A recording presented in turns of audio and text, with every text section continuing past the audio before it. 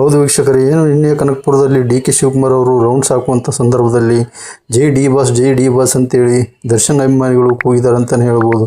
ಈ ಕೂಗಿದಂಥ ಸಂದರ್ಭದಲ್ಲಿ D K Shivakumar ಅವರು ಸಿಟ್ಟಾಗಿದ್ದಾರೆ ಅಂತಲೇ ಹೇಳ್ಬೋದು.